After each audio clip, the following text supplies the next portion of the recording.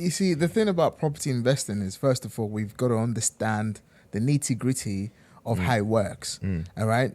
To the layman don't understand how that works. The layman just think, oh, I just put money in property, how people getting rich in it, I'm going to get rich as well. But it doesn't work like that. The way it works is, if you want to put money out of property, you have to use specific strategy.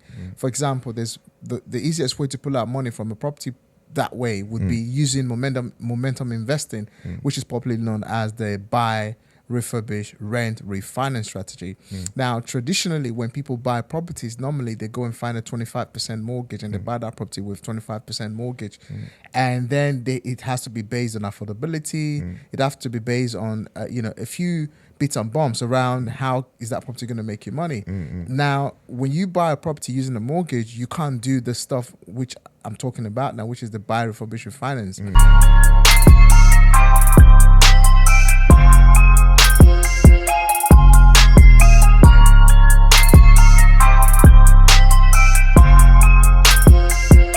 With the buy, refurbish, refinance, you're trying to invest, for example, 100 to 150,000 to 200,000, depending on where you're investing. Right. So, for example, I invest in London, in Bromley, South London, right? An average cost of a 3 to 4 bedroom house in London is Bromley. Is around about what, 450? Yeah. So 25% of £450,000 alone. That's richly over £100,000 first. Now, if you put in the cost, the legal, and everything, you're looking at least 140 something thousand pounds.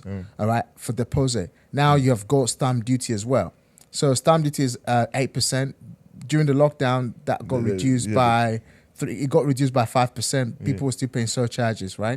So if you put all your total costs together, you're looking about another easy 40K. So I'll give a typical case example was I bought a house in September in 2020. The purchase price was 450. It's a 3-bedroom house. All right. The cost in terms of deposit, stamp duty, and legal cost me £180,000 to buy in that property. Right? So once that property was bought as a 3-bed, what I then did was I increased the value. I forced the value from a 3-bed house. I converted into a 6-bedroom ensuite HMO with 2 kitchens, one in the loft space upstairs and one on the ground floor. Okay? So by doing that and converting into a luxuriously finished property, that property just recently got revalued for £800,000. Wow. So remember I said I bought the property for £450,000 September 2020.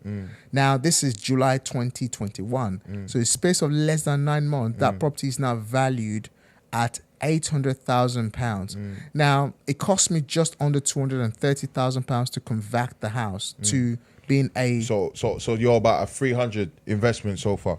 Great. So am I correct? So 180 plus 230, about £300,000, right? So now I've invested £300,000 for the sake of simplicity, right? Now 8 months later, I've refinanced that property, and the bank is giving me the £300,000 that I invested into the property, and that property is going to generate me £5,400 net gross cash flow month in, month out. Right? So if you really look at it in depth, you see that I've owned the house for free because the value is now £800,000. I've refinanced it. From the refinance of that property, from the refinance of the property, I got 75% loan to value of £800,000. So the bank is giving me just about £300,000 back.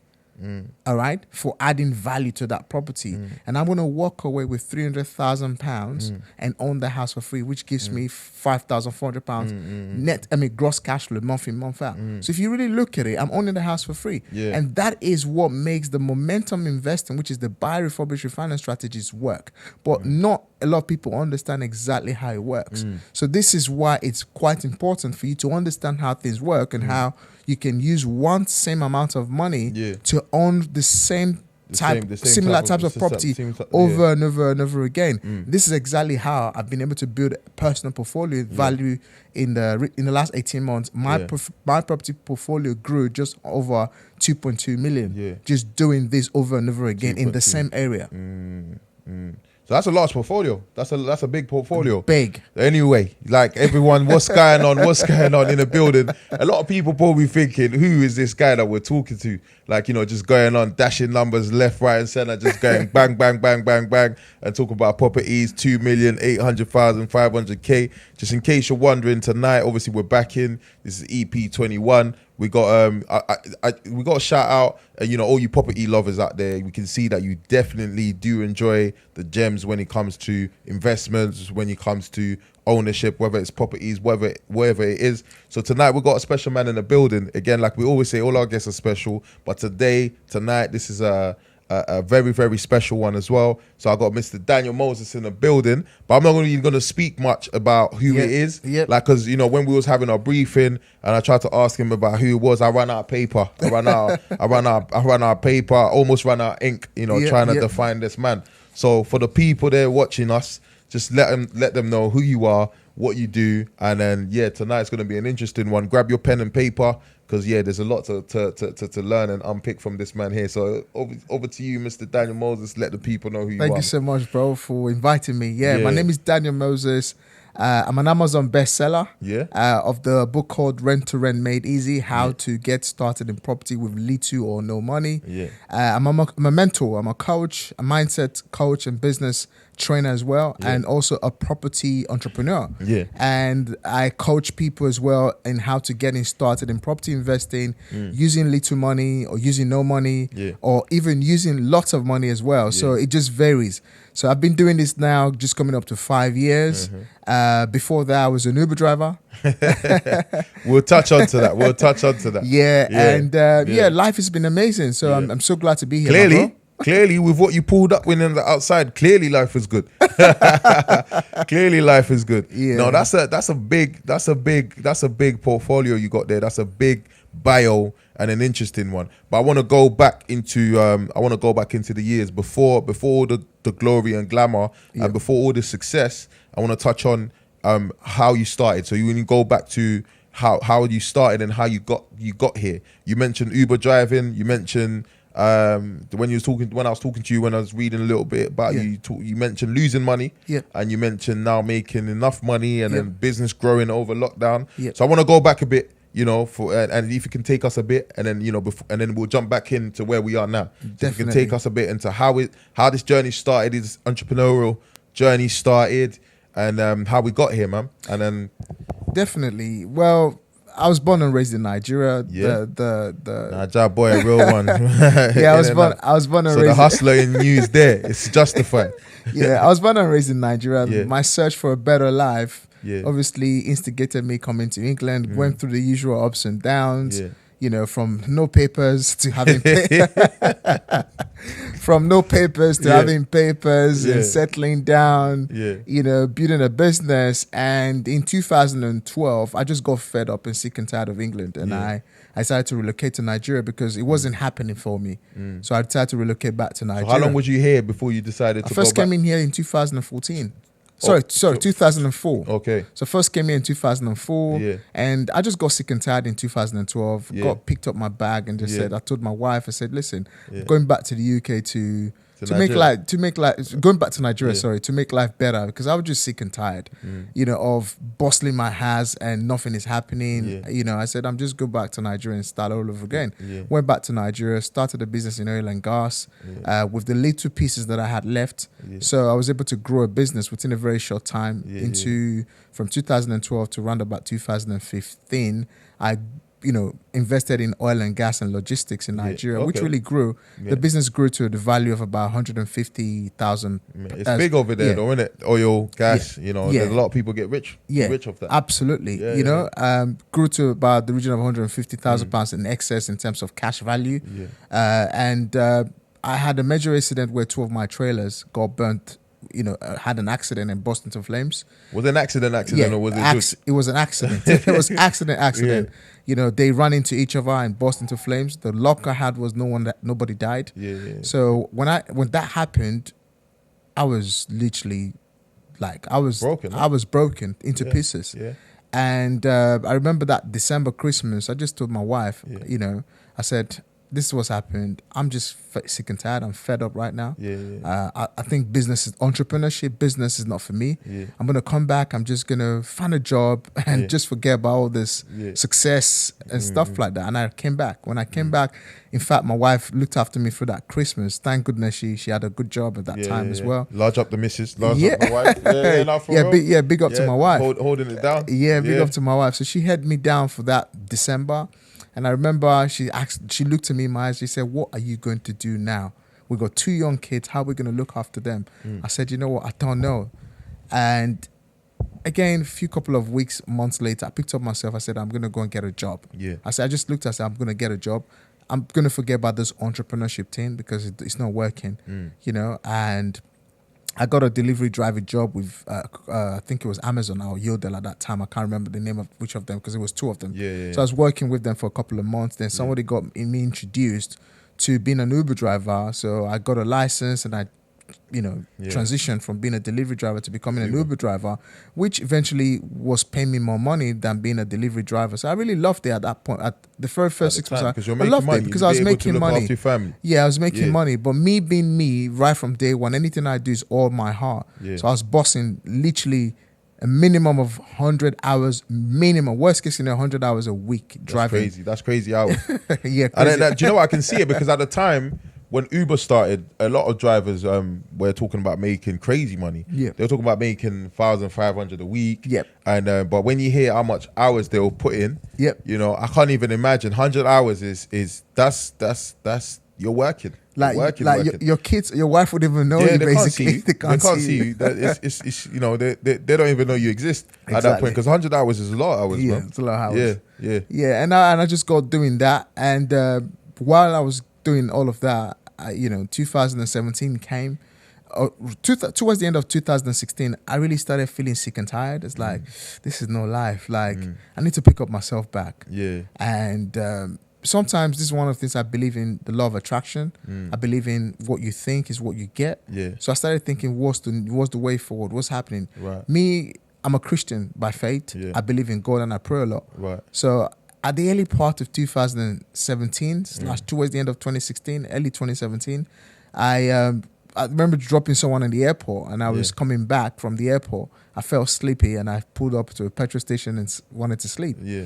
And it was just almost like a dream. I was having a dream. I was trying to sleep or I was trying to in between sleep or something like that. Yeah. So I started thinking about what else am I going to do? And I had a dream being in a room where they was talking about property. And I woke up from that dream and I said to myself, I'm going to go and do property. Yeah. I'm going to go and become a property investor. Yeah. And funny enough, I saw an ad that came on my Facebook page about how to get started in property and stuff like that. I filled that application form on Facebook. It was £70. And I had the last £70 I was meant to use to buy petrol in my car. Yeah. All right, which was on Thursday. This happened on a Wednesday because I can't never forget that. It happened on a Wednesday. Usually I'll fill my tank on a Thursday because Uber pays us on a Friday. Yeah. So it was the last £70 that I was meant to use to fill my tank. But I took the gamble and the risk and said, you know what, I'm going to spend the £70 to go to this event in London. Who knows? And I spent the last £70 that I had and I went to this event. When I got to this event on that day, I was blown away. I was like, why isn't everybody doing rent to rent? Why isn't everybody doing deal sourcing? Why are people now aware? Yeah. But funny enough, in that room that I was the only black man. Okay. Yeah. I was the only black man. Yeah. And I was so in doubt. They probably didn't come because it's £70. It was probably free. They would have been there. It's £70, man. And I was so in doubt. I was so in doubt. I was like, what this guy saying? Is he real or is he fake? What is it? I remember after I left that event on a Friday, and it was a Sunday, I went to church and I was speaking to a brother from church and said, look at what's happening. I'm going to do this. I was just basically breaking it down. And the first thing that he said to me was that, you're being scammed, Daniel. This doesn't work. It's a scam. Go and don't. In fact, he spoke in my local dialect. He said, Daniel, not go let them chop your money. Which means don't go and allow them. I understand. You're explaining for them. It's like it's like it doesn't work. It's a scam. But look at where I am today. And I'm just grateful that I took that leap of faith and I got myself like I was going to do this, you know, and the best decision I made, it was the best decision I made at the beginning of 2017. And cut long story short, today, I've not been able, not just have I been very successful doing property, I've been able to help hundreds of individuals do exactly the same of what I've been doing. I like that, inspiring. But you know what it is, the turnaround for you, from what I'm hearing, the years, and I'm doing the maths. The turnaround seemed quite quick. Yeah. In terms of so what was the first step then? So you left that networking event, obviously feeling inspired. Yeah. £70, you feel like said that's £70 well spent, and sometimes that's all it takes, isn't it? It takes that leap of faith, and you just have those moments where something comes in, and you awaken all of a sudden, and like I like what you said about law of attraction. It's about what you think about yourself, and what you're declaring, those affirmations is what will happen a lot of the times. We said it a few episodes ago, if you're thinking more positive about yourself, about positive events happening around you, then that's what you're going to see. Absolutely. But if you're just thinking a lot of negativity and a lot of negative events happening around you, that's probably what's going to happen as well. But I want to go back to so then you spent £70 then. What was the first step then? Because you mentioned something called rent.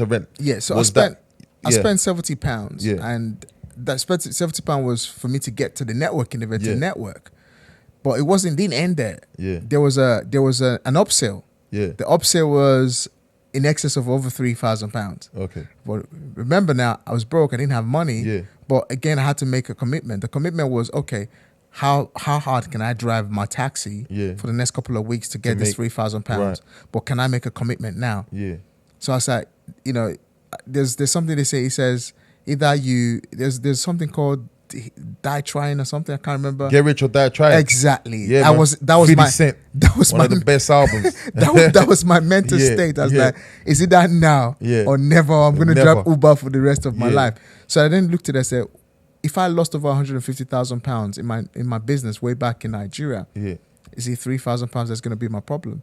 So I said, well, I'm going to do this. So I didn't have the £3,000, but I was able to negotiate with the speaker, and I said, this is what's going to happen. He said, okay, no problem. You can start paying. When you finish paying, you can come to the training. So I started paying. So when I finished paying, I went to the training. Boy, it was intense. And from that, I literally understood what it was and how anyone, whether you're rich, whether you're broke, whatever your situation are, you can actually take control of other people's property, all right, and generate cash flow. So the strategy that I was taught was called rent to rent. So it means that you go and find somebody who has already bought a property, somebody who already owns the asset, and on the back of owning that asset, you're going to that person to say to me, oh, hi, my name is Daniel. Please, can I help you look after your property? Can I help you manage your property? You don't have to do any of the hard work.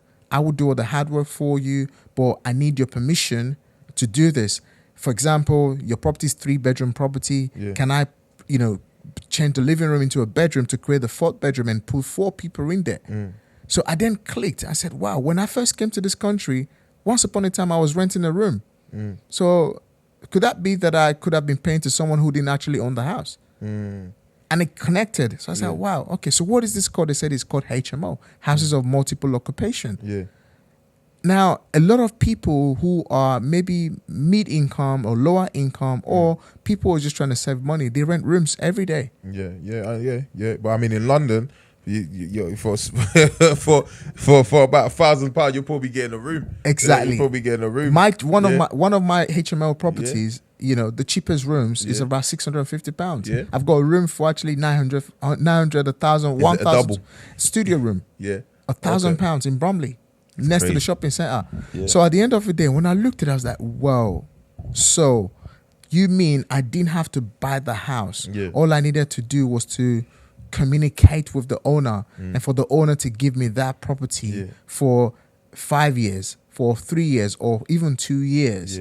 And on the back of allowing me control that property for this number of years, I'm going to then sublet that property legally and then generate income. He says, yes. So it was broken down very in depth, more intense than what I'm just saying right now. And that was the beginning. Within a very short space of time, I managed to, by 2018, I managed to have 8 of this type of properties that was generating me profit, gross revenue of over £15,000 a month. Yeah. All right, with a very good net cash flow in that. Yeah. So by September, October 2018, I quit my Uber driver job. Yeah. And I built a business that generated over £80,000 in revenue, and I quit my Uber driver job. Yeah. So once I quit my Uber driving job, I said, wow. So if I controlled other people's property, 8 of them, all right, and also I sold some of them that I couldn't take on. I found some other people who would do the same, and I gave them those property, and they gave me money. Some of them paid me £1,500, some paid me £3,000, depending on their circumstances. And I said, if I can do this for 1 year, and I've now created a business that generated me over £80,000, I'm like, boy, this is me now. Yeah. So you found your Vim. I was like, this is me now. I was like, this is me now. Yeah. And I doubled my business come the second year. Yeah. So by the following year, I had built a business that had a turnover of over £200,000. Yeah, that's just from rent to rent itself. From rent to rent. Yeah. So so obviously rent to rent worked out perfectly for you. Yes. You know, so you mastered the art of rent to rent. And you understood what you understood how to make money from other people. Yes. Yeah. So now that's working for you. Yep. And obviously, in just a few lines though, because obviously you dropped quite a lot of gems there. You know, for those of us having notes and trying to work out. So in a nutshell though, for someone else still struggling to understand rent to rent, because you broke it down to me really perfectly and you gave it a perfect example. So for the simplest person out there, how would you just summarize rent to rent then? Because obviously you made 80K, then you doubled that. So now you've got, am I okay to understand that you now have got about 200 or just close to 200 or above now sitting there because, from what you've made. Plus the Uber money. So you got 200 plus just sitting there, all right? So ready to work for you. So before we move on to the next stage, what is rent to rent?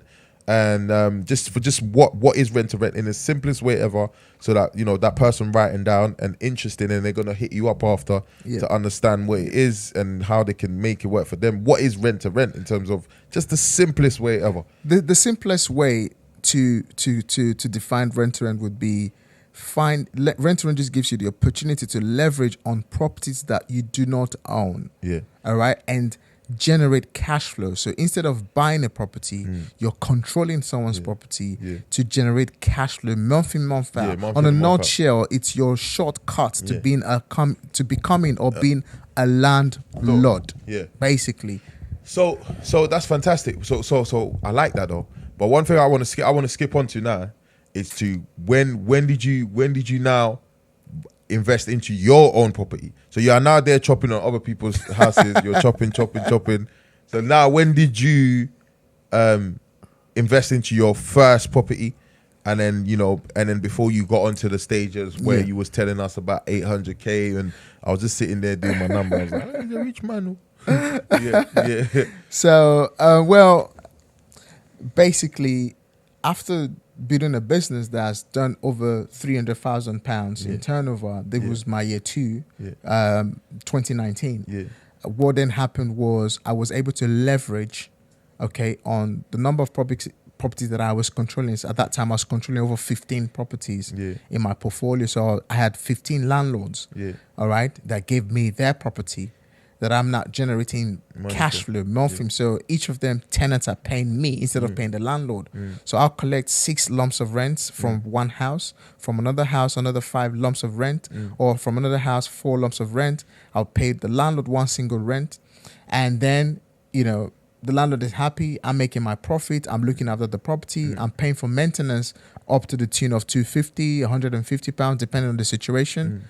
Okay, and the landlord, no one is calling the landlord now, giving him any sort of headaches. So having done that, 2 years later, I made a decision. I said, I've got a business that's now done over £300,000 turnover, gross revenue. What can I do with this now? I was able to leverage on the business. As you know, the bank love to see how much is coming into your bank and how much is going into your bank. And as long as it's backed up by contract, the bank will loan you money. So I went to the bank. I said, this is what I've been doing. This is the contracts I've signed with the landlords. This is the contract my tenants have signed with me, and this is the money coming in and out. Can I get some loan? So the bank gave me some loan, and I was fortunate enough to have been able to secure loans in region of over £100,000 cash into my bank account.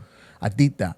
So once I'd done that, what I did do was the house I used to live in, with my wife and kids. We owned that house. We bought it far back 2006. So what I decided to do was I said to my wife, I said, can we move out of this house and go and find somewhere else to live, because this house can work as an investment. So it's a 3-bedroom house. We're going to convert this house from a 3-bed house into a 6-bedroom ensuite HMO property. So after a long battle, she agreed, and we converted that house. We moved out of that house. We used something called a delayed completion to acquire our second property. So we moved into that house, and obviously the money that's come from the business allows us to do that. That cost me about £60,000. What is that one there? Just quickly, you're dropping these terms. Whilst you're doing that, I'm gonna top you up, man.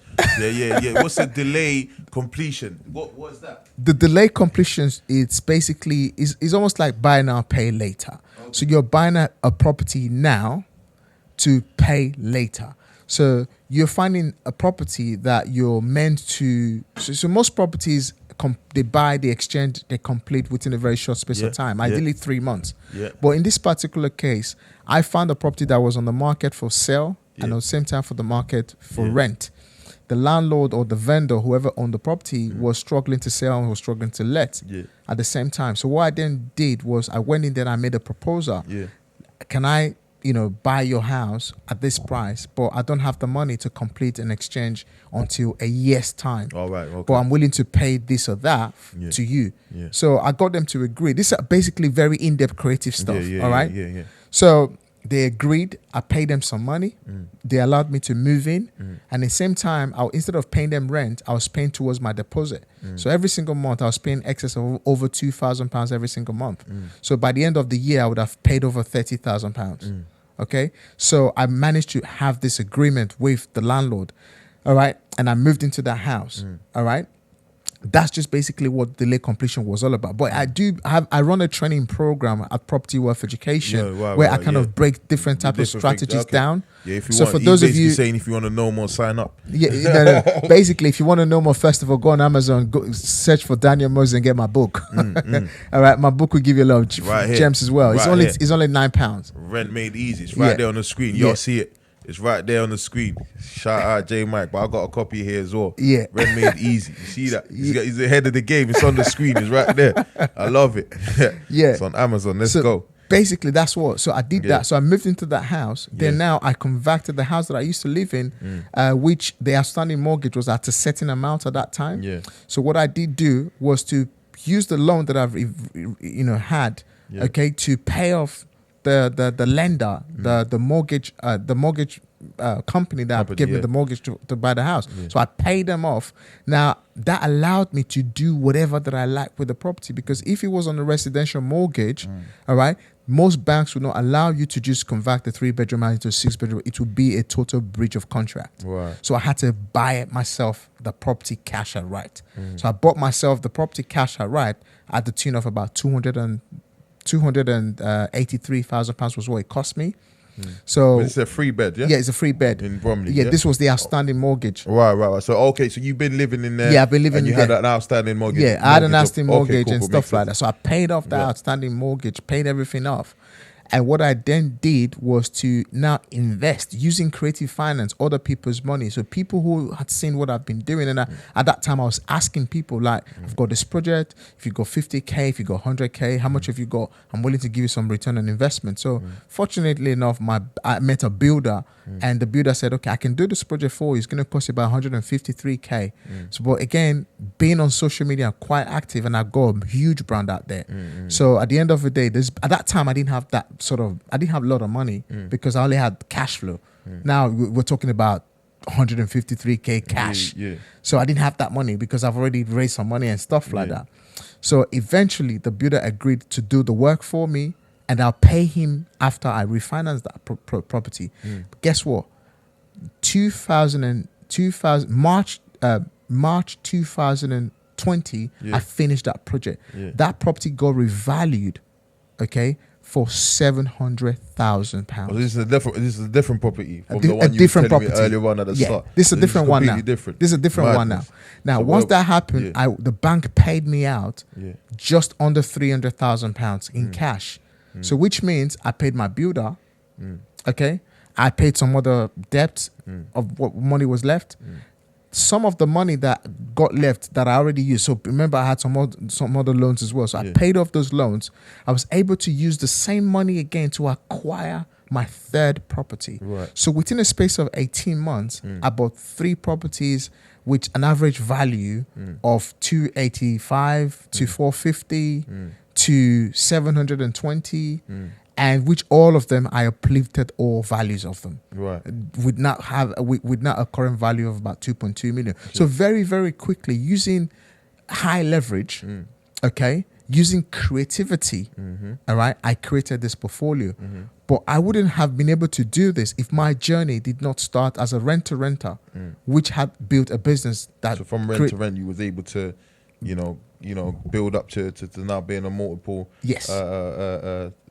property developer. To be fair, you're absolutely just out there, or investor, or whichever, wherever you want to find best fit for your title. But that's crazy amount of.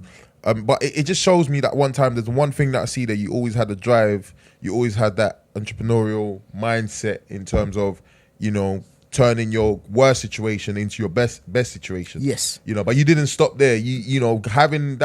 Having those properties, having that amount of money that you're making now, which someone else will say, do you know what, this is enough, this is good. You didn't stop there. You went on to become a writer. You went on to become a coach. You went on to become a mindset coach. Because you know what? That's one thing I wanted to ask you. When you said that, I held back. I wanted to ask you that in terms of, how do you coach someone's mindset? What's that process like? Because, like after you finish, what's your expectation for that person? Is it like, I don't know. What does that entail, being a mindset coach? Before I touch on the other stuff that you're doing, which is amazing as well. The truth is, you see, when you get your mindset right, you get every other thing right. Until 2016, I personally never believed in mindset. Right? Sorry, excuse me. Do you think? I never believed in mindset. I never believed that people can coach you to becoming successful. No, maybe that's the reason why my first business, that's why I had issues. Right? But one thing that happened to me was from 2016, 2017, 18, 19, up till today, I started investing in people who have done some other bigger things to help me do the bigger things that I want to do. Now, the best thing that can ever happen to you is that if you want to become a millionaire, to find a millionaire and ask him, how did you become a millionaire? And if the question, if you get the right answer to that question, then the thing you should ask him next is, can you teach me how you became a millionaire? So, because I want to do the same too. Now, the biggest problem that a lot of people face is that they don't ask people that. Instead, people kind of, it's good to celebrate, but people kind of like, I want to be a millionaire, but no, you're not actually getting somebody who's been on that rope to teach you.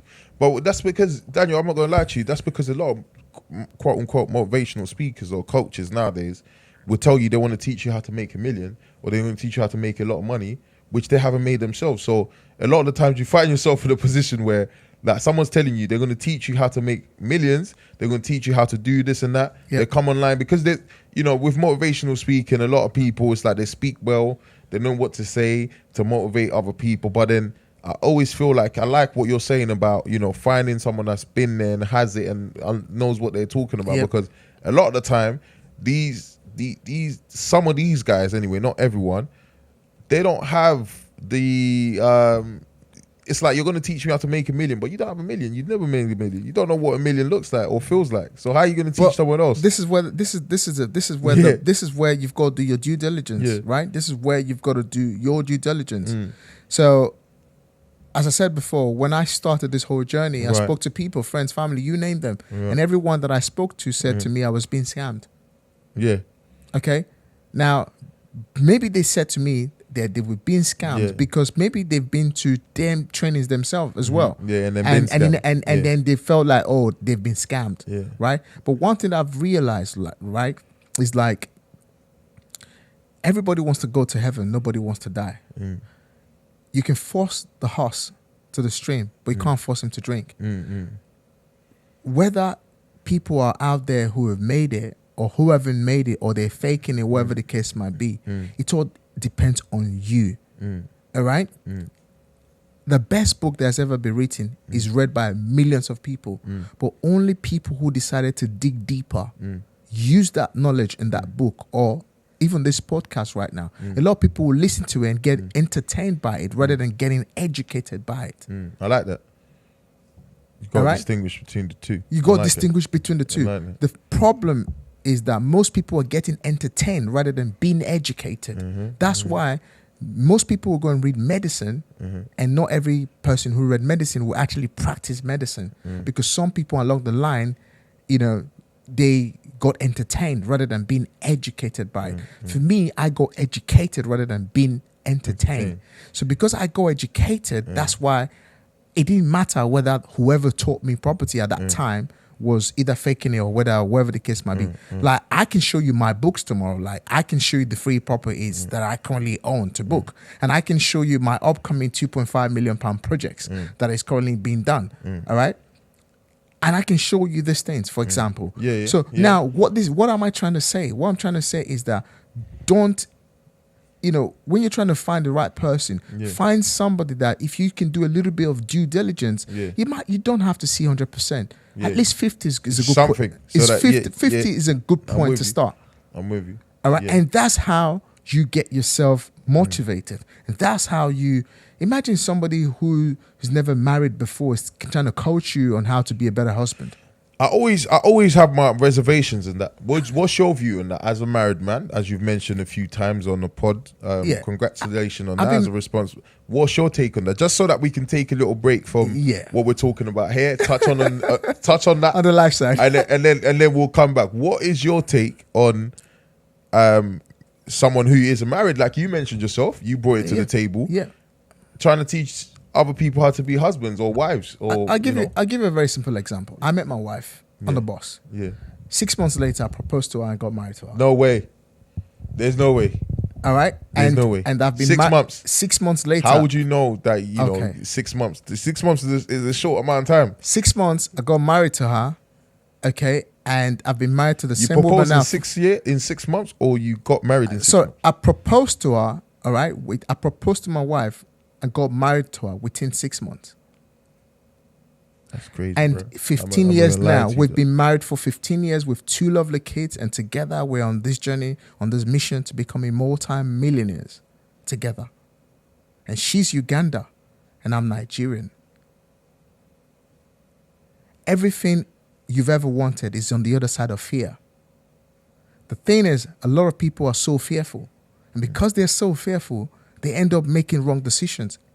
In life, you must think about the best of the outcome before actually thinking of the worst of the outcome, and then bring them together and mirror it on the back of each other, and then take a decision. Do not go to the wrong person for the right advice. The truth is, if you want to talk about how marriages work, marriage is a union controlled by 2 individuals. There's no such thing as a perfect marriage. There's no such thing as it's a bed of roses.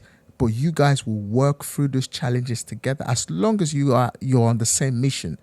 And my wife is a complete, introvert. I'm an extrovert. Okay, my wife is very calm. She loves security. I'm a risk taker. But then again, we balance. You balance it out. We balance it out. Yeah. So some certain things when I first said to my wife, I said, I'm going to become a property millionaire. She said, baby, I know, I understand. I love you very much, yeah? She's like, I love you very much, but you need to calm down a little bit. When I said I'm going to write a book, she's like, okay, but what are you going to write in that book? But she started to believe in the vision the more action that I took. Yeah. And today she's with me.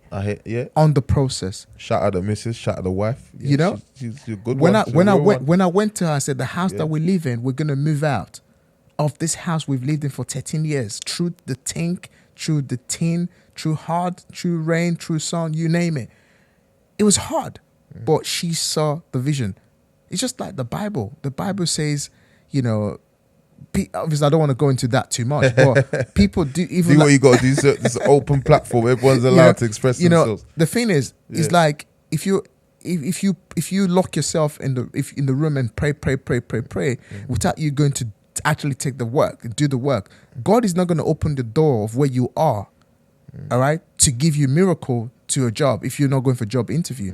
If there's a fire burning in this, you know, I'm just using different analogies. If there's a fire burning somewhere and you're praying to God to quench the fire and the fire brigade comes to quench the fire, you still, come on, man. So the problem is that people are going to the wrong people to get the wrong advice. I like what you said there. I think you said people are going to the wrong people to get the right advice. Yeah. I like that. Absolutely. It's like, that's the way. You can't go and meet the wrong person for the right advice. It doesn't work. And this is why people haven't been able to build a mindset that is solution focused. In the last 4 to 5 years, one thing that has helped me be the person that I am today is I have become someone who focus on solution rather than my problems. Because if I focus more on my problems, I'll get more problems. But if I focus on more on solution, I'll get more answers or more solutions to whatever it is. So that's just the way it is. Yeah. No, I like that. So that, but bro, I don't know. Congratulations on the journey, but the whole meeting in 6 months and that's crazy, bro. Yeah. When I said to my mom, I met the woman I think I'm gonna marry, and my mom said, I said, how long have you been dating? I said 3 months. I said, I think I'm gonna marry her. My mom was like, did you know? Not word of a lie. Even people said to her, oh, you marry her because of papers. You marry her because of this. Yeah. Even she herself, she's like, my mom said that. My auntie said that. My brothers, everyone. But at the end of the day, today, she's one of the happiest women that I know. Yeah. And I'm one of the happiest men. Yeah. Just because we know that wasn't it. True, yes, there is love in foresight. There is love at first sight. So you really...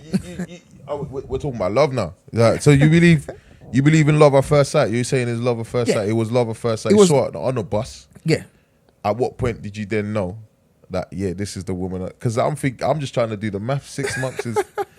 Or was you already in you as a man? Was you already set out saying? Was you out there looking for someone to marry? So when you saw her, she met the criteria which you had already. Because sometimes a lot of guys don't really have a checklist in terms of saying, or they don't really know what they want. So when they meet a woman, it takes time before they can get to a stage where they're like, okay, now I'm ready. I think this and that. So did you already process what you wanted? So when you saw that person, she was a reflection of what you was already thinking about in terms of, you know, a woman. Just quick, just. I'm just touched on the 6 months thing. Honestly, honestly, the thing is, there is no such in a checklist. Now, this is where a lot of people. For me, I don't think there's a checklist of you knowing your right type of woman. All right. So some people say, oh, she's got to be tall, she's got to be slim, she's got to be this, she's got to be that. The first thing first is you see. Beauty is in the eyes of the beholder. A lot of people go for the most prettiest woman and say this woman is so pretty, and they get cried by. For me, when I saw my wife, I didn't see beauty. My wife is very beautiful, by the way. So I didn't see beauty, but it's like my innermost eyes saw a heart. And I said, well, the presentation of how she carried herself when she go into the bus, she sat down, she's calm. And I was like, wow, I like that girl. And she got off the bus, and I got out too. It wasn't my bus stop. I stopped. You got to do what you got to do. What you got to do. You got to do what you got to do, man. You know, and that was it. So when we started talking, and she was, you know, obviously, usual, they would always be difficult. But again, I offered to help her with her bags and stuff like that. And while we was talking, eventually we connected, but I didn't get a number. But I didn't get her number. She didn't give it. But I eventually bumped into her again. That was when I knew she was the one. Okay, makes sense. Makes a lot of sense. I bumped into her again, and I said, no, this can't be. There is a reason why all of a sudden 2 different locations, 2 different areas. There must be a reason why. I met her, then she gave me her number at that time, and we started talking. So at that time, we kind of, got talking. And from the second date, when we started talking, I said, you know what? This is a wife material. Number one, I was always looking for a very calm woman. I wasn't looking for a woman to, who was dressed in a certain way, who was behaving in a certain way. Because I knew what I wanted. I knew what I wanted. What I wanted was calm. All right? I wanted a woman who is calm. And that alone was enough. I hear that for me. I hear that. Has your success had to do a lot with the woman that you're with in terms of your motivation, your drive?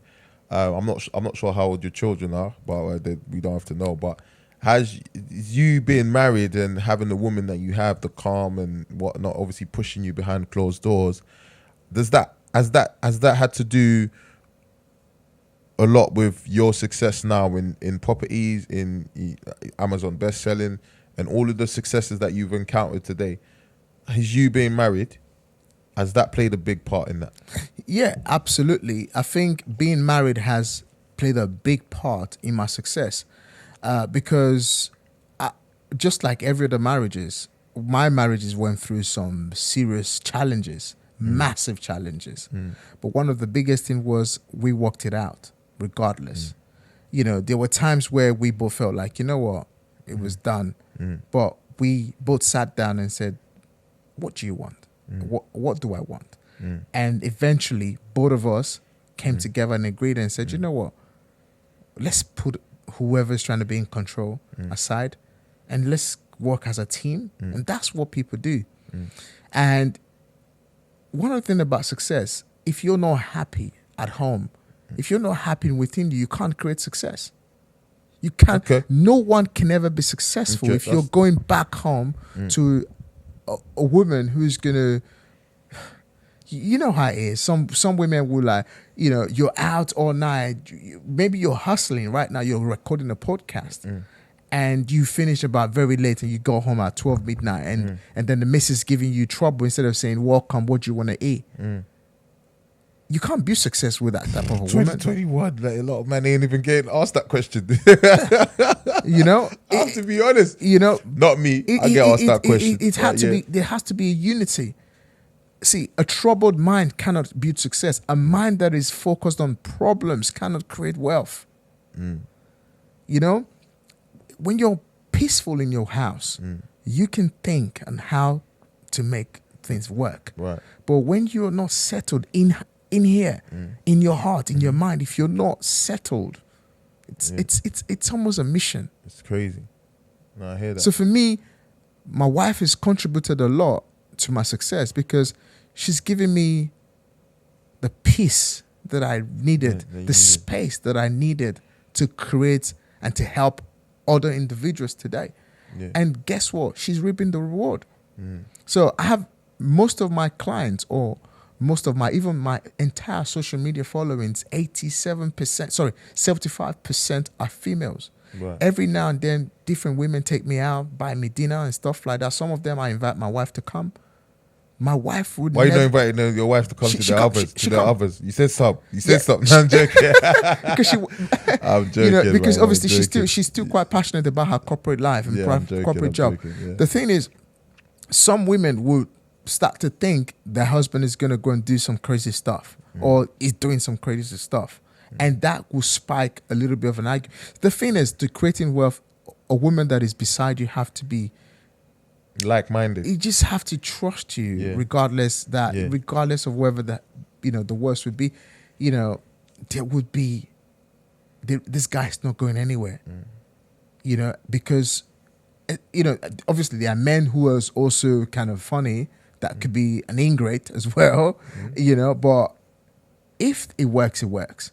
So for me, my wife has really helped me by not stressing my life, by understanding the mission, by supporting the vision, okay, and also doing whatever that she can to help me bring the vision to life. And so today she's reaping all the reward. So she's helped me in every single way. A lot of women would have never allowed their husbands to convert their investment, their residential home into an investment to create what we've created today.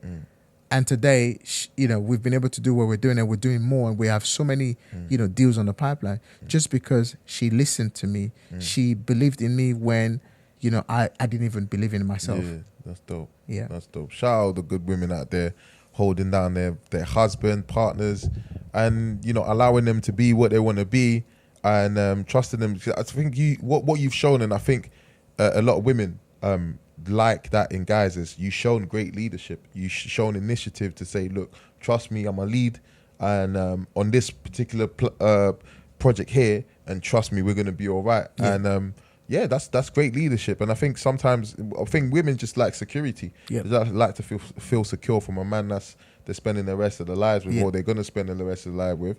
And I think I saw it the other day, and the famous saying that when women feel secure, when they feel loved, when they feel, in fact, the key is when they feel secure, they submit, man. They submit. In their natural selves, they're quite loving. They're submissive. But the key is they have to feel secure. They have to feel wanted and valued by that man before they can show those things. You meet those, defiant or quote unquote, those defiant women when, sometimes they don't feel secure. So big up to you on leading and doing what you had to do. But now obviously you've written your book, Rent to Rent Made It Easy. Obviously the title itself is obviously how to get started in property with little or no money. It's self-explanatory. You run a program online. Is it online you're running it, or now that things are opening up, you're back? You're back in meeting up, or how does it work? How does your program work? We're back to meeting up now. We throughout the lockdown, it was all on Zoom. And now we're back to meeting up. We're currently hosting the very first live networking event. The 26th of this month, in my office in Lewisham. It's only limited to 30 people. So, and all our events, our meetups, everything is now live back. But some people want to, stay in Zoom. And then the space is still available. I have a webinar tomorrow, for example. Every Thursday at 6:30, I have a free webinar, 2 hours, where I'm just giving free information, free value, and helping people just kind of get, appetizer. All right. And is that run through your Instagram page, or is that private on Zoom? It's run on Zoom, or people can go to my website, www.danielmosesdm.com, and get yourself registered on the free webinar. It's a 2 hours live webinar where you gotta be dedicated to commit yourself in that 2 hours. You've got to be dedicated. Whatever. Like I was an Uber driver. I lost everything.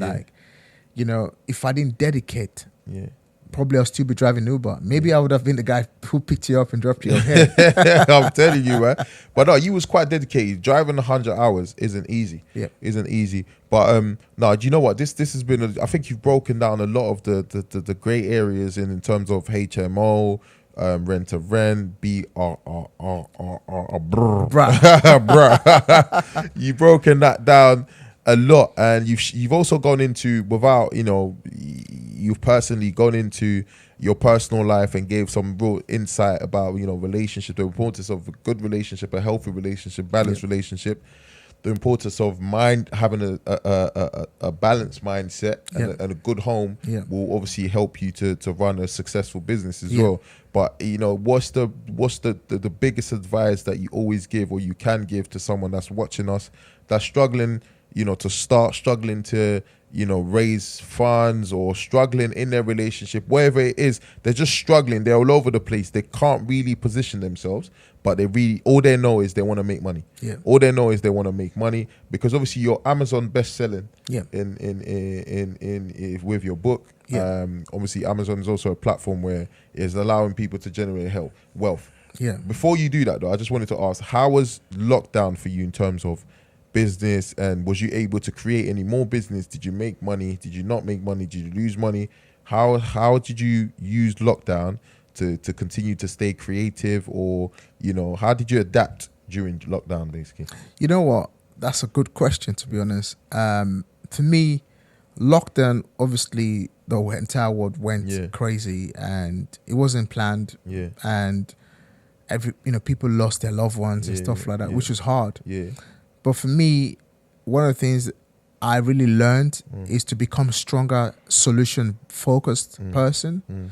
So I've always been solution-focused individual, especially in the last 4 to 5 years. I've been solution-focused, but that became very stronger. Yeah. So instead of me being out there nagging, and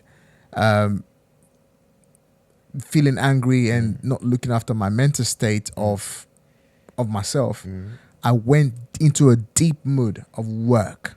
I went into literally working so hard. All right. So whatever I would have done the year before, maybe done it 2 times, I did it 20 times. Whatever I would have done 20 times, I literally quadrupled every single thing I was doing. And the results for me now, when I look back at what I've been able to create during the lockdown, I'm like, yes, it happened. And it's happening. So I started writing the book in 2019. All right. May 2019, I decided to write a book. April 2019-ish. That's when I decided to write a book. Yeah. But then again, life got in the way, and but during the lockdown, I decided to smash it, and I did that. During the lockdown, I decided to launch the Property, Wealth, and Business podcast, where we talk about property, we talk about wealth, we talk about mindset. And that got launched just around February. So everything around me, there was a literally double success in whatever that I had before the lockdown. Or because I was able to stay at home now, deep work, more focused, and cut out all the noises. All right. And for me, lockdown was good for me because for once, the government took everything away. All right. Stay in your house, stay indoors, don't socialize, don't go to your friend's house. So that really helped me. So after lockdown, even now, I don't stop working because it just made me add more value to myself. So for lockdown, it was just about doing 20 times more, doing 10 times more, doing 50 times more of anything that I did before, and which kind of allowed me to get more success than I ever had because I just cut out the noises and just drilled down in depth. Crazy. So that's one of the things that I was able to do during lockdown. That bless you and bless your hustle, and obviously we wish that it continued to grow, because like I said, one thing I'm picked up from you is your mindset, your ability to go back to always go back to the drawing board and about what can I do now? How can I be better than what I'm doing? And whatever you're doing it well, and then you're just making sure that you continue to grow. So that's dope. But what is the one advice that you can give to the people, to someone watching you, to someone listening? What is it that you can say, after overcoming everything that you've overcome and then being in a position, would you say now that you're quite steady, you're quite comfortable financially, you got steady investments, you're chilling, you're laughing? Absolutely. Would you? Absolutely. I mean, one of the first advice I'd like to give is that when life knocks you down, as Les Brown once said, he says, when life knocks you down, trying to land on your back, because if you can look up, you can get up. No matter what you're going through right now, you have to pick up yourself, get up. When you're in your lowest moment, pick up a phone, have the right conversation. Do not go to the wrong person for the right advice. That's one thing we're going to take away. Don't go to the wrong person for the right advice. Now, for real, mindset, think success, think big, think positive. And be solution focused, right? Do not focus on, if when I was to get started, if I focused on I didn't have the money and I focused on the 70 pounds that I had, I would not be where I am today. But what I did do was that I didn't focus on, I can't afford it. Instead, I focused on how can I afford it. Right. Sick. Dope. Yeah. But so now I've listened to you. Now I'm ready to go. Now I'm ready to start. Where's my starting point for rent to rent? I really want to do it. What? Your starting point from rent to rent would be, number one, go on Amazon, get a copy of my book. But then again, I'm in your studio today, so you're gonna get a copy of the Rent to Rent Made Easy for free. Man, I appreciate it. Oh, is it? We get it for free, Nah, dope. I brought that for you, mate. Nah, that's me. That's mine, man. I'm gonna take that, and Definitely. So this is my copy, yeah? That's your copy. This is my copy. Yeah, okay. That's your copy. All right. I'm gonna get that signed for you. Yeah, no, I appreciate it, man. I'm gonna take this one. Yeah, no, I appreciate. Nah, yeah, but I thank you. I'm ready to go. I'm ready to roll. And no, I appreciate it. So sign it for me. I'm gonna keep that one. Go work on it. The other two's there. We'll have your name on it. Nah, for real. I think this one has been a real good one. I think you shared enough gems, a lot of gems, in fact, for everyone. But then like you said, you're running a webinar every Thursday. So guys, if you want to know more, if you want to find out more information, hit up Daniel Moses on the Instagram. I'm gonna put his @ right there. So for you guys to follow. Just follow, find out more information, ask him all the questions that you want to ask, sign up to the workshops, and, go think success. And then these are the type of people that you want to go to get advice. Don't go to the wrong people to get the right advice. And then when you're wrongly advised, don't start complaining about why things didn't work out. So if you want things to work out, you need to go to the right people. 100%. So yeah, man, Daniel, man, it's been a real pleasure sitting here learning a lot. I like your ability to... I like the fact that you are able to go from one topic to another and really break down. Obviously, you're a professional. This is what you do for a living, so we can see that. We can feel that. So, thank you so much for joining us here, man. Thank you so much, man. And do you know what I have to say? It's been one thing that's cheered me up after the week that we've had, the events that's happened in the country. It's lifted my spirit. I'm ready again. I'm thinking success. I'm thinking I want to go, because this week was just dark. I don't know how it was for you. After whatever happened with the country, there was some sort of dark cloud just looming around us. And the thing is, whatever happened in the country, obviously, I hate to get involved in that conversation, but it must be had. The truth is, what happened for the right reason. Because if it didn't happen, everyone would still think it's all well. Right? Yeah. Well, one. Yeah. But it shows that three kings, right? Yeah. Three kings, all right, miss penalties, all right? Anyone can miss a penalty, all right? But it still shows they still divide, isn't it? Because all of a sudden... We're not as united as... Exactly. Because we're not as united. So this is why it's never been so important for us to come together, all right, and stay united and start building, empowering our own economy, because that's the only thing that we're going to use to get out of this. Because it's like we've continually fighting for acceptance, all right, and when we get it wrong a little bit, everything good that we've done gets just wiped under the waters. Like those guys made us get to where we are. We've never. Look, come on, bro. Look at the stats. Look at the numbers. Look at the numbers. Just look at what Sterling did. He was the creator of almost all the opportunities. And one thing goes wrong, and all these names start being called and stuff like that. Is what it is. It was good that it happened, so that we can go back again to the drawing board and say, how can we go 10 steps forward, not 10 steps backward, 10 steps forward, so that when we are in this kind of situation again, it's not going to go that way. But then again, it's opened up a new movement now. It is what it is. It is what it is, man. On that note, man, thank you guys very much for listening, and it's been a pleasure. As you guys know, BMG, we ain't going nowhere. We're here to stay. We're here for the people. As always, you can hit us up on Instagram or on the email, and we're always here. We'll try to respond to you in the best way that we can, as soon as we can. So myself, Randy Rands, with Daniel Moses.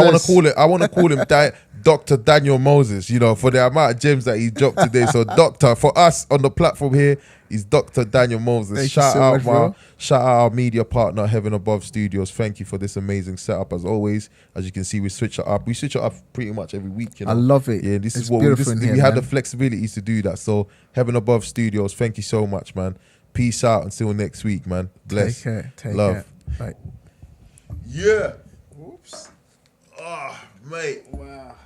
You was just flowing. I like that. And then, like I told you, that's why I don't really like to do the